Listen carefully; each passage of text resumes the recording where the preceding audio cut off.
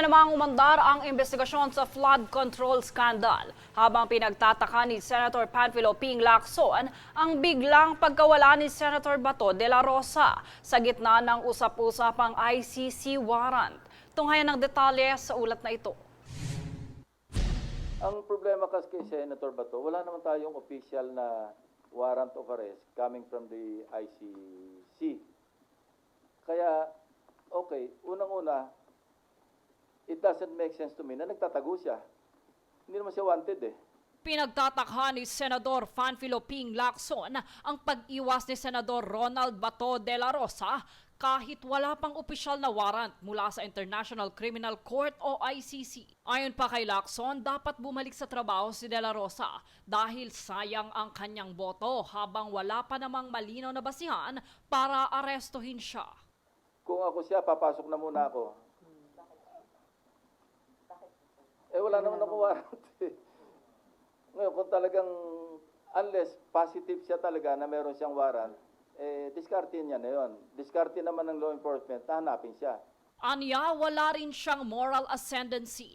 Napayuhan si De La Rosa na sumuko dahil minsan din siyang nagtago noong taong 2010. Kasabay nito, inihayag din ni Lacson na mali umano ang coordinates na ibinigay ni dating DPWH Secretary Manuel Bonoan sa palasyo na naging dahilan para tumaas ang bilang ng ghost flood control projects. Well, that's part of misleading Malacanang. Kasi sinabit niya sa PMS, yun nga, incorrect. And this information came precisely from the DPWH. Kasi na-check nga nila na mali-mali. Git niya, posibleng pagtatakip ito ni Bonoan sa sarili habang patuloy na lumalabas ang pangalan ng mag-asawang Descayas sa nasabing eskandalo. Pero katakot-takot daw talaga. And kita nila na deliberate yung pagsasubmit ng mali-maling grid coordinates. So, isipin mo, sumbong sa Pangulo, niloko niya pa. Kasama din sa tinitingnan ng Senate Blue Ribbon Committee ang umano'y pagkakadikit ng Diskaya kay dating House Speaker Martin Romualdez matapos sumulpot ang kwento ng pagbili ng property sa Makati. As I said, pagdating sa counterpart namin sa House, mayroong parliamentary courtesy na umiiral. At pwede lang namin silang imbitahan, hindi pwedeng pilitin, through the House Speaker. Pero kung ayaw nilang mag-attend, wala rin kaming magagawa. Kasi ganun din ang dapat na tratong ginagawa nila sa amin. Dahil nga sa umiiral na interparliamentary courtesy. Bumuelta naman ang kampo ni Romualdez at itinanggi na walang kahit anumang transaksyon at hindi pa sila nagkikita kailanman ng mag-asawang Diskaya. Samantala, magpapatuloy ang investigasyon ng Blue Ribbon Committee sa January 19 kung saan inaasahang sisilipin ang tinatawag na Cabral Files. Jade Buhoy, nag-uulat para sa Golden Nation Network. Naarasto ng PNP sa Davao City ang isang 40 anyos na babaeng Chinese na may 4 na kaso ng bouncing check laws. Hinainan ito ng warrant of arrest ng Sasa Police Station 4 at kasalukuyan ng nasa kustodiya ng pulisya. Ipinunto pa ng PNP na hindi maaaring takasan ang utos ng korte at patuloy silang magpapatupad ng batas para sa hustisya. Kaugnay pang ahensya, arestado ng PNP-CIDG ang 6 na mangingisda sa Sablayan Occidental, Mindoro. Ito ay dahil sa paggamit ng pinagbabawal na fine mesh nets. Kumpiskado naman ang isang bangka, mga lambat at bagong huling isda sa operasyon katuwang ang B4 at lokal na PNP.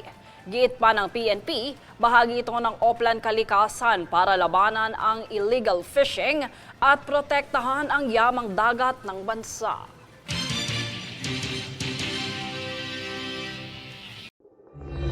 World News alas 8.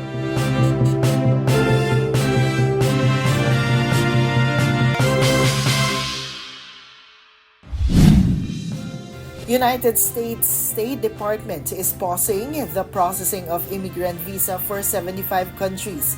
According to the State Department, this freeze will remain active until the U.S. can ensure that the new immigrants will not use the wealth of the American people. This will start on January 21st. The pause will apply to immigrant visas only and does not apply to non-immigrant visas. Here are the list of the countries included in the pause.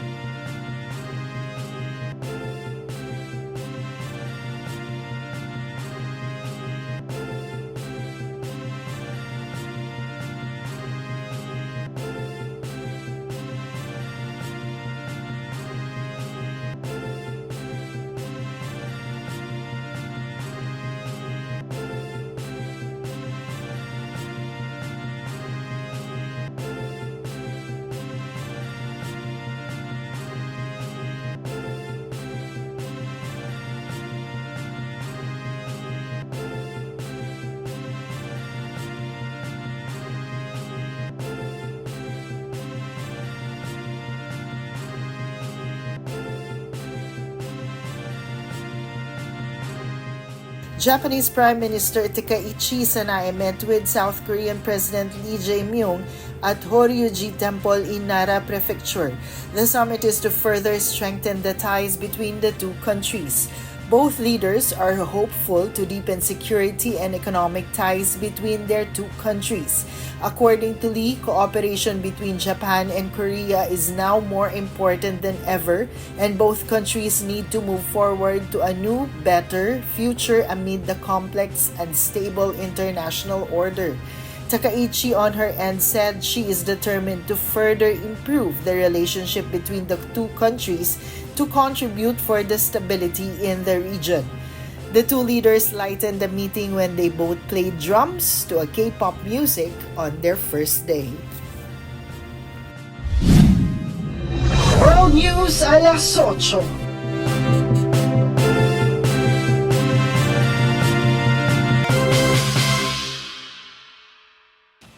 At narito ang recap ng mga nagbabagang balita ngayon. Sa ulo ng mga balita, impeachment case ni Vice President Sara Duterte muling uusbong. Pagpapatalsik kay PBBM, walang sapat na basehan ayon kay Representative Terry Ridon. Biyahe sa ilang pantalan, kanselado bunsod ng bagyong Ada. Digital tax education ipapalaganap gamit ang TikTok. Pagkawala ni Senator Bato de la Rosa at umano'y kaugnayan ni Representative Martin Romualdez sa flood control case, binuksan ni Senator Ping Lacson. Most wanted Chinese bunsod ng mga tumalbog na tseke natimbog sa Davao. Mga mangingisda na gumagamit ng bawal na lambat, arestado sa Mindoro. Patas at pantay na balita, komprehensibong ulat para sa pulso ng masa. Ito ang News Foods.